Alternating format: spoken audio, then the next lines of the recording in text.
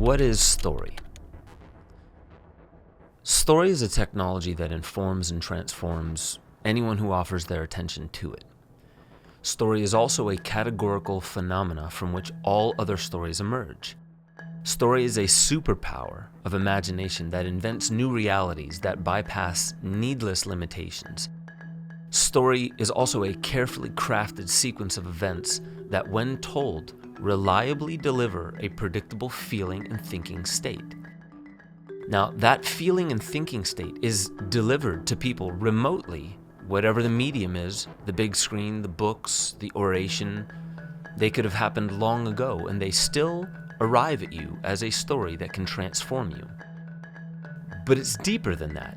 Jaap van der Wal is a Dutch embryologist who says that fascia, or human connective tissue, tells a story about us from conception to grave. Rabbi Mark Gaffney says that reality isn't a fact, it's a story. And it's no ordinary story, it's a love story. Story is how all transmission of generational wisdom is done. Story is how science gets recorded in words and extrapolated upon. Story is in each and every relationship and all the seen and unseen dynamics that shape the way we relate to any and everything, including ourselves. Story is not something that humans have invented. It's the very way our minds work. Story is both in our control and beyond it. It's the way we build nations, it's the way we destroy nations. It's how we store our trauma, and it's also how we unbind our trauma. Story is altered every time you draw a breath or think a thought. From start to finish, from top to bottom, from inside to out, the whole of the cosmos is a story being told for us, to us, and by us. And bias is inherent. Story is also how dark government operates in the shadows of obfuscated facts. Story is polarizing and uniting, and it's rarely ever just one or the other. So, if all these statements are anywhere close to true, then how can story work for us? How might learning the soul of story teach us the soul of man? I am speaking of story's unrivaled ability to offer a transformational moment, because in that peak state, the audience can recognize their oneness, and therefore any transformation that the hero on screen experiences belongs also to the one, and that is you. Story is both how you lost yourself as well as the road back. And the tragedy would be going your whole life taking wrong turn after wrong turn when the map has been there all along, waiting inside you. Story is what transforms obstacles into lessons in life. Any author or storyteller will tell you that the avoidance of obstacles makes the story go flat, because the precious value lies in the precise way a hero's character has to bloom in order to face a lesson disguised as a roadblock. But what if the power of story were used for darker or nefarious purposes? It's dangerous to our democracy. Might the world become darker because of story's ominous side? And the answer is yes, and this is precisely why a new generation of storytellers must rise up and use their voices, exercise their art in private or public, but exercise it they must. To tell a more beautiful story than the one that's being shoveled into our awareness, making sure our attention is fully arrested and held captive by unseen storytellers operating in ghostly shadows.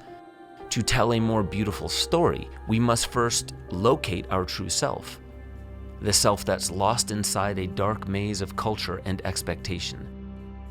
The self that obeys principles and values when in command of our vessel.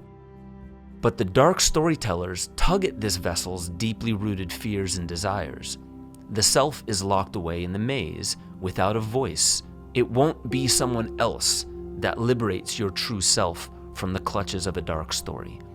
It can literally only be you. You are the storyteller that must rewrite the ending that we are all feeling right around the corner. Story is a technology that informs and transforms those who offer their attention to it. Learn about story.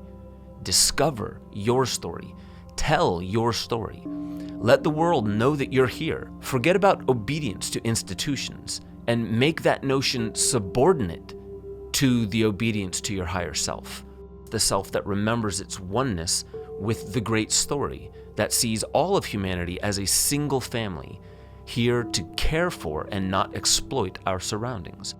So when you declare your story, naked with all the flaws laid bare, it invites others to be vulnerable and seen. Your story cultivates permission in the collective to be grassroots and to write the story from the bottom up. But beware not to degrade your story into good versus evil with you on top. For the enemies that you declare in your story are actually your kin. Do not forget your oneness.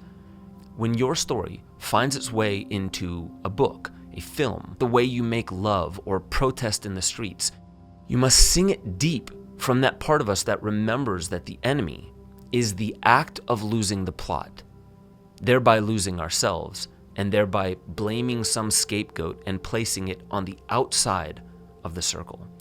When we lose the plot of the great story that binds all of us and make an enemy out of the other, we forget our oneness and aim for all the pleasures and horrors to distract us from the enemy within. We lie to ourselves using the power of story. We know this great power, but it operates in the shadows of our being.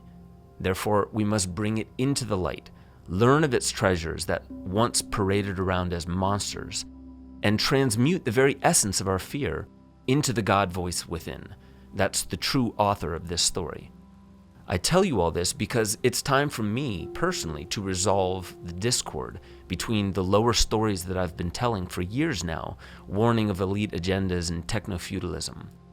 I've known for a long time that these were lesser stories, and yet I still spoke them into existence. Why?